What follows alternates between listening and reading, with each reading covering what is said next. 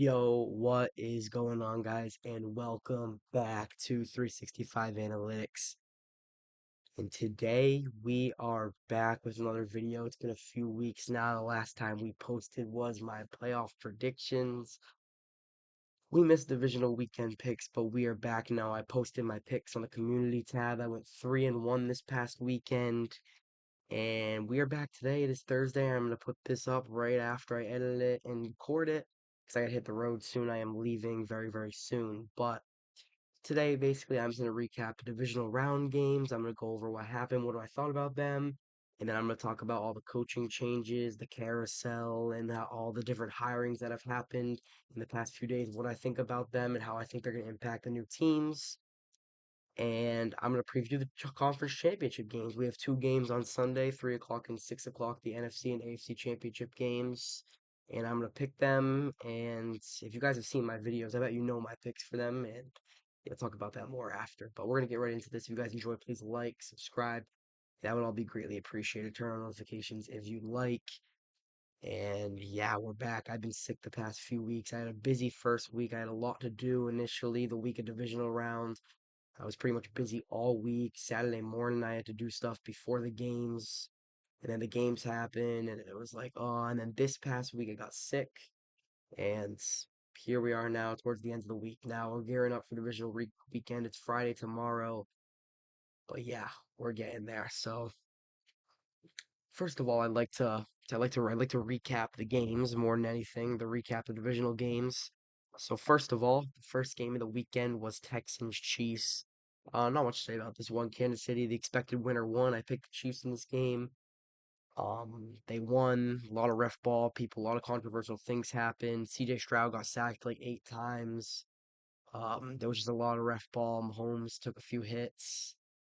And the Chiefs did the Chiefs, and they found ways to win. They played well. They got it done. They advanced to the Arrowhead Invitational. So yeah, they got it done. But then Saturday night is where it got interesting. Saturday night is where it got really, really, really interesting. The Washington Commanders stormed into Detroit and got it done. That was baffling for like people. That was baffling. The Washington Commanders went into Detroit. It upset the Detroit Lions. Jared Goff, turnover, turnover, turnover. I'm pretty sure he threw 2 or 3 picks. He had a fumble in the game. I mean, the Lions offense was playing well. Jameson Williams threw a pick down the stretch. Ben Johnson didn't like the play call on that one. Jameson Williams throwing a pass where they were down 10 points. Jane Daniels absolutely torched Aaron Glenn in the Lions defense. I mean, Jane Daniels, man, what a season he's had in the Washington Commanders. If you told me the Washington Commanders would be punching a ticket to the NFC Championship game all the way back in September, I would have called you absolutely bonkers. But here we are. That's the NFL, and that's the crazy things we see. So the Washington Commanders are in the NFC Championship game, and they pull off a big, big upset over the Detroit Lions. And then we had the first game on Sunday, which is actually a pretty, pretty good one. It was the Rams and the Eagles. Two words: Saquon Barkley. Yet again, same story. The regular season matchup where Saquon Barkley ran all over them. Pretty much the same story. Saquon Barkley went absolutely nuclear. 2 long touchdowns. He was great. He had over 200 yards again, I believe. I mean, Matthew Stafford said he walked away from this game because of Muller's future and see if he wants to continue playing. I think he keeps continue playing, but who knows? Maybe he hangs up the cleats and calls it quits. Cooper Kupp will probably go in the trade block going into the offseason. I mean, the Rams, it was a good year. You're just not they weren't going to be able to go into Philly in the snow. The Rams offense didn't look great in the snow. The offensive line had some problems blocking in the snow. I mean, they looked a little lost. The Los Angeles team in the snow, tough to overcome in that situation. But in Philadelphia, the home field advantage. I mean, Jalen Hurts and AJ Brown didn't even play that well. Jalen Hurts and AJ Brown haven't even played that well through the 2 playoff games for the Eagles so far. But Saquon Barkley is doing enough to get them over the hump. And the Eagles are playing an NFC Championship game on their turf versus a division rival. And yeah, it's pretty interesting. And I think the Eagles, they've had a great year, man.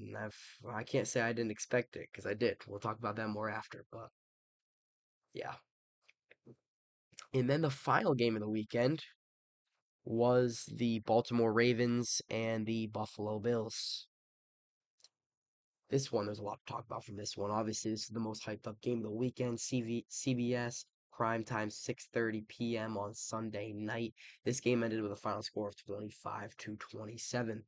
The main story here being Ravens tight end Mark Andrews had a crucial fumble. It's crucial fumble when he's trying to cut back, trying to look like Zay Flowers. But then also he had the bad drop at the end of the game. Josh Allen and the Bills went into halftime with a 21-10 lead. Baltimore started climbing back. Derrick Henry started running pretty well. Lamar Jackson made some plays. Lamar Jackson wasn't perfect in the first half. Had a fumble. Had a bad interception to Taylor Rapp. That looks bad. Looked like a miscommunication, but it looked when you look on tape, it was Lamar Jackson's fault. He had the bad fumble. Bills going to half up 21-10. In the second half, Derrick Henry starts running well. Buffalo starts slacking a little bit. Buffalo only scores 6 more points in the rest of the game. We get in the fourth quarter. It is 27-19. The Baltimore Ravens take over with the football. Lamar Jackson drives down the field, makes a play. Isaiah Likely in the end zone. Touchdown Ravens. They're down by 2. They get a 2-point conversion. They tie it. Jackson roll out bootleg to Mark Andrews, and he drops it. A bad drop, and Ravens fans go home sad, and the Buffalo Bills escape yet again, which I picked the Buffalo Bills in this game. I thought Josh Allen and the Bills would do a little bit more. Josh Allen didn't even play elite. I mean, it was really the running game. Ty Johnson, Ray Davis, and James Cook all played well. The defense played well. And that sets up Allen versus Mahomes yet again. And same old story. Bills Chiefs. This one's going to be interesting. The Buffalo Bills beat them in the regular season. And yeah, well, I went 3-1 on my divisional round picks this weekend. And the only one I lost was the Commanders game versus the Lions, but I think I had a pretty good week, and we're going to preview the championship games now. Obviously, we're going to start off with the early game in the NFC. It is the Washington Commanders and the Philadelphia Eagles. The Commanders, we just talked about them. Great season, 45 points hanging on the Detroit Lions' head. Now a head coach, Aaron Glenn, head coach of the New York Jets. We'll talk a little bit about that more in a few minutes. Obviously, 45 points on their head. Great season for the Lions, but greater season for the Washington Commanders. People were calling them frauds, including myself on one of the pick'em episodes. I probably called them a little bit of frauds. They had a bad stretch at one point. They lost to Pittsburgh, they lost to Dallas, they lost to Baltimore in that stretch. They had a few bad losses and they looked pretty fraudulent. But here they are. They're still alive. We're deep in January at this point. It is January 23rd, 2025, and we are still talking about the Washington Commanders playing football at this point. So that's just insane to say its least. But they're traveling to Philadelphia. They're traveling to play Saquon Barkley and the NFC Kings right now, it looks like. It is Jalen Hurts hasn't played great ball in the playoffs so far. He needs to have a breakthrough. If they want to beat one of those teams in the AFC, Jalen Hurts needs to play some damn good football. AJ Brown needs to show up. Devontae Smith needs to do more. Dallas Goedert's made some good plays through the game so far, but you know what I'm going with. If you've seen any of my videos, any of my predictions, you saw my season predictions and you saw my playoff predictions. What was my Super Bowl? I'm going to talk about that more in a second, but I'm taking the Eagles. I bet you can assume Eagles punched their ticket to New Orleans and they are going to play on February 9th. And then the game of the season, they meet again. This generation's Manning versus Brady. Playoff match number 4 between these two men. Nance and Romo on the call. It is the Buffalo Bills and the Kansas City Chiefs. In the regular season, this is matchup number 9 between these guys. I think it is playoff matchup number 4. They have met, wait, maybe it's matchup number 10. I think Allen is 3-1. Yeah, no, it's matchup number 9. Allen is 3-1 versus Mahomes in the regular season. Mahomes is 3-0. Wait, no, it's matchup number 8. I don't know. Well, we're pretty deep in the matchups, on 8, 9, something like that at this point. But Mahomes is undefeated versus Josh Allen in the playoffs. Josh Allen has only lost one time versus Mahomes in the regular season. That was all the way back in the COVID year in 2020. Not gonna lie. I could make a prediction right now and say there's gonna be a hip drop tackle called in this game because I can already see it. I can just feel a hip drop tackle being called against the Buffalo Bills in the Kansas City Chiefs' favor. Not gonna lie, I am really gonna be rooting for the Buffalo Bills in this game. I want Buffalo to get over the hump. I want to see Josh Allen play in the Super Bowl, even for the Burrow narratives, even for the people on these apps that be telling me, "Oh, Allen's better than Burrow." Even for the trolls, I get it. I want to see the Bills beat the Chiefs. I'm so sick of the Chiefs at this point, but I'm gonna pick Mahomes in the playoffs again. If you guys saw any of my predictions, my Super Bowl matchup was Chiefs Eagles in every single one of them. I have never got a Super Bowl matchup correct in all the years I've been predicting. I've probably been predicting upwards to a decade at this point, in watching football and predicting these games at this point. Not on YouTube, but myself. I've been predicting these games. I have never got a Super Bowl matchup correct from September 2nd, and I posted that predictions video all the way back on September 2nd. My matchup was Kansas City Chiefs and Philadelphia Eagles, and that's going to be my prediction. And here we are on January 23rd, and that's still my prediction. I'm taking Chiefs Eagles, and I think we see them meet again. The rematch of Super Bowl 50, we're Super Bowl 50, the rematch of Super Bowl 57, and we see them meet again in Super Bowl 59. So, yeah, I think it's Chiefs Eagles. And that's my picks for this weekend. And now I'm going to get into talking about some of the coaching moves that have happened, coordinator moves, and what I think about them. So, yeah, obviously the big domino that fell is the Chicago is making the swing 2 days after the Detroit Lions were eliminated and bringing in the offensive guru, Ben Johnson, the offensive coordinator of the Detroit Lions. Obviously, this guy was going to get a head coaching job. We've been talking about this since last offseason. He bailed the head coaching vacancy the last offseason, stayed with Detroit, opted to go try to win a Super Bowl, but they got bounced. And here we are. He has took a job now. He's going to Chicago. And there was people saying Las Vegas. I thought he was going to go to Las Vegas. I thought Brady was going to lure him in and pick him and get the head coaching job in Vegas. Jacksonville was a suitor. They didn't like what Trent Baalke was doing at this point. Now we're going to talk about Trent Baalke more in a few minutes here.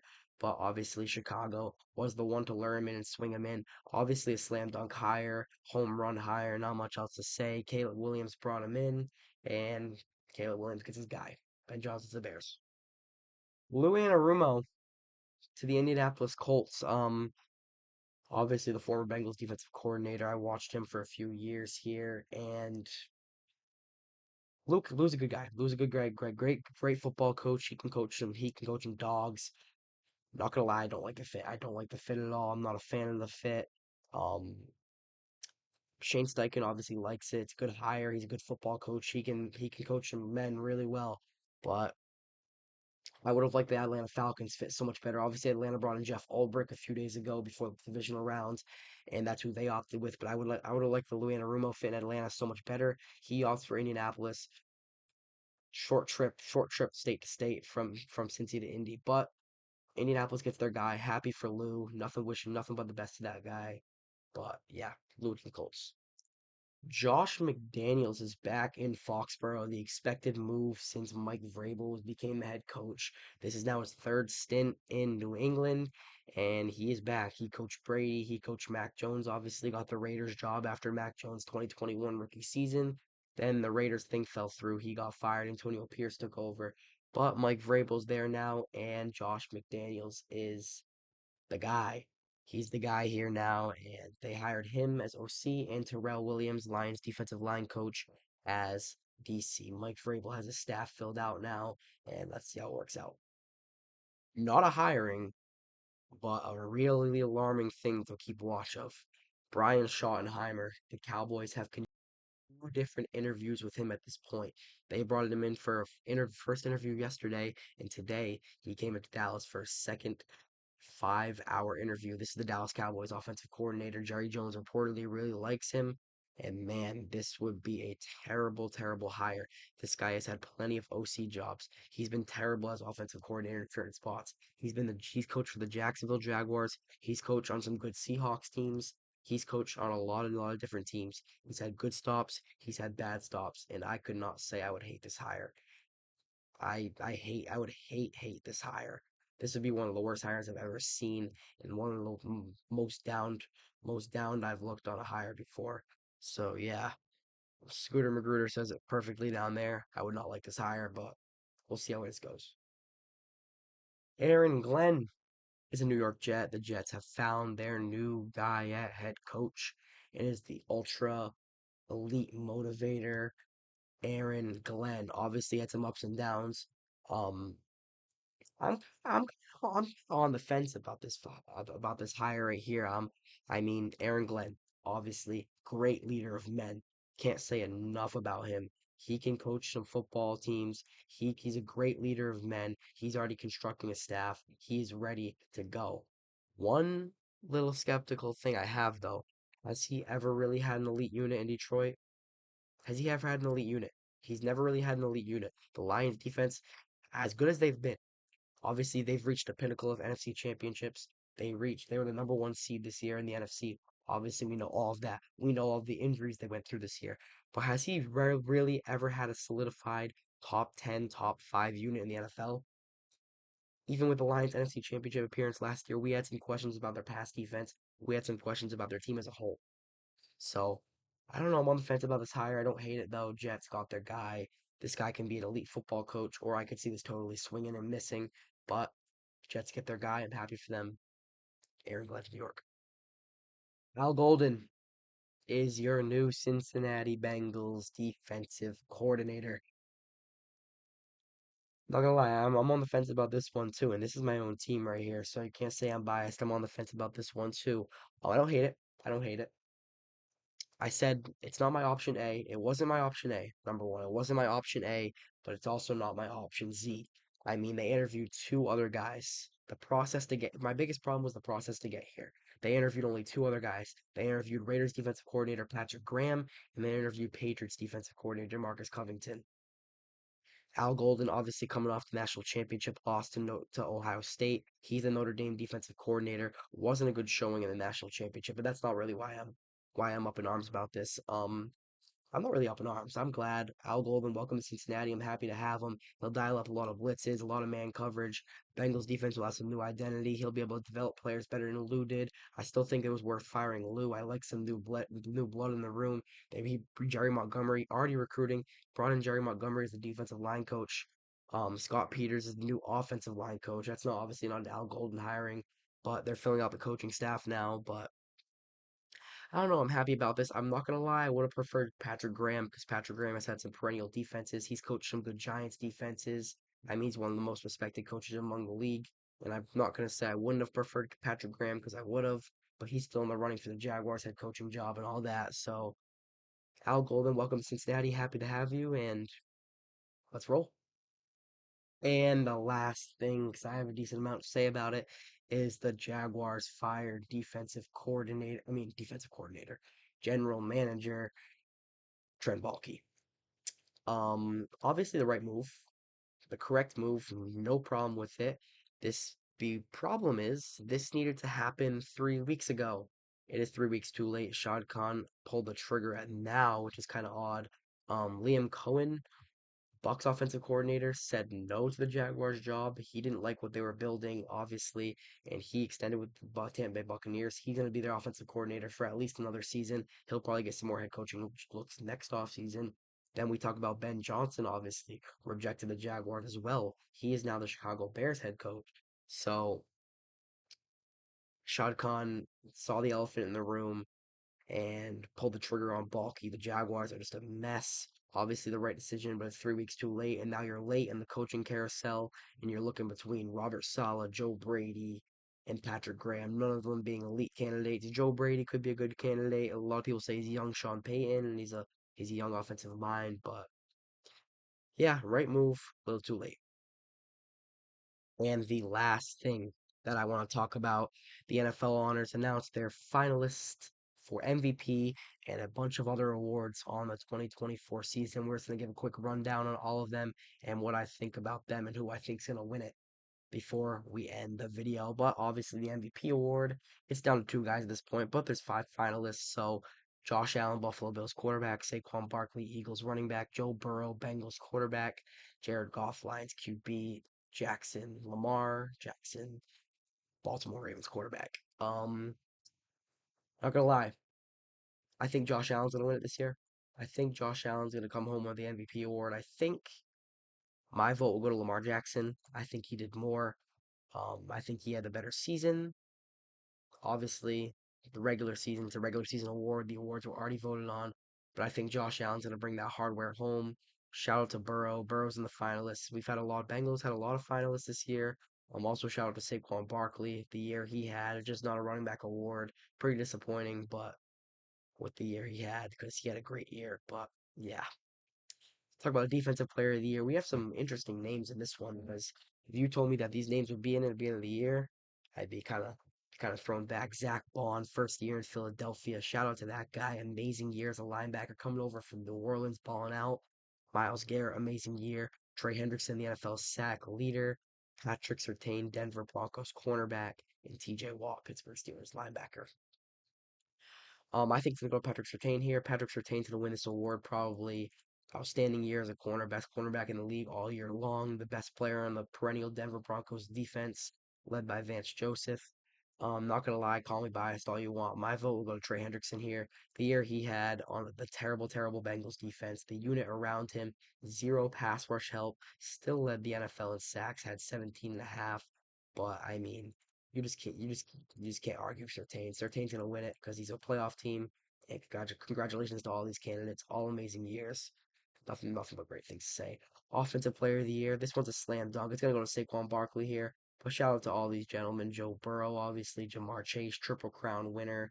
Derrick Henry, Baltimore Ravens running back. Lamar Jackson, Baltimore Ravens quarterback. Um, I would vote for Saquon Barkley here as well. If I'm an unbiased voter, I would vote for Saquon Barkley the year he had. If he's not going to win the most valuable player, he deserves this award. But shout out to Jamar Chase, man, and Joe Burrow, because Joe Burrow, the year he had, I love those two guys, man. Jamar Chase, Triple Crown winner on the Bengals non-playoff team. It's disappointing to see how many finalists we had for these awards, and probably not come home with anything, but shout out to all these guys. I think Saquon Barkley's gonna come out with it. But offensive rookie of the year, and this is a race like no other. We've never had a race like this in the NFL. All five guys elite years. Brock Bowers, Raiders tight end, Jane Daniels, Commanders quarterback, Malik Neighbors, Giants wide receiver, Bo Nix, Broncos quarterback, and Brian Thomas Jr., Jacksonville Jaguars wide receiver. Obviously, Brock Bowers, the year he had already a top five tight end in year one.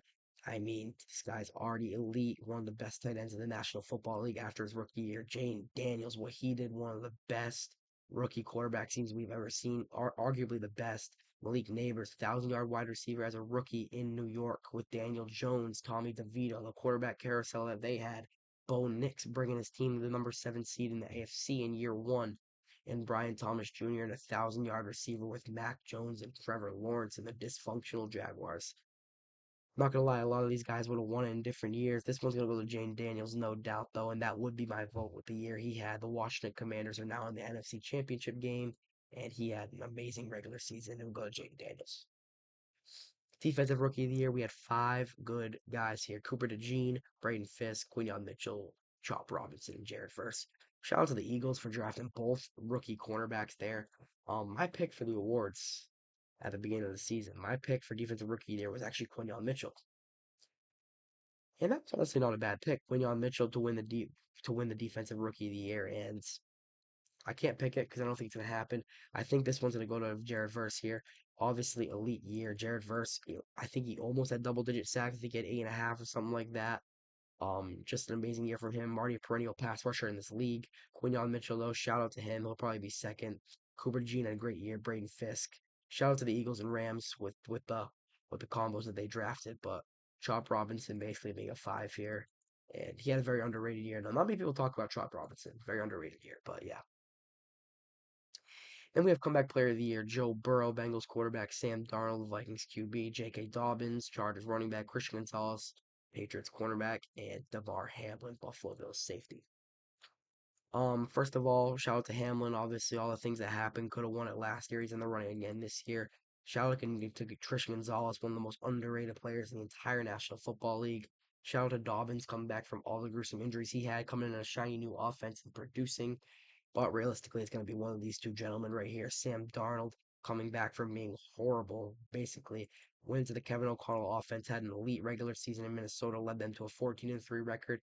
But My vote's gonna go to Joe Burrow. Come on, all the year that he had, his Bengals missing the playoffs and potentially being an MVP candidate if his team was better. I'm picking Joe Burrow, and I think he's gonna win it. That will be a second comeback player of the year award, and I think the only other guy that's done that is Chad Pennington. So that'd be a nice thing to say. But yeah. Then we have Coach of the Year, Dan Campbell, Kevin O'Connell, Sean Payton, Dan Quinn, Andy Reid. Obviously a regular season award. The award, in my opinion, is probably gonna go to Dan Quinn or Kevin O'Connell. My vote would be Kevin O'Connell with the regular season 14-3, but a lot of people are gonna be recency biased and playoff biased and be like Dan Quinn, Dan Quinn, Dan Quinn, because obviously the Vikings went down in the first round, the wild card rounds.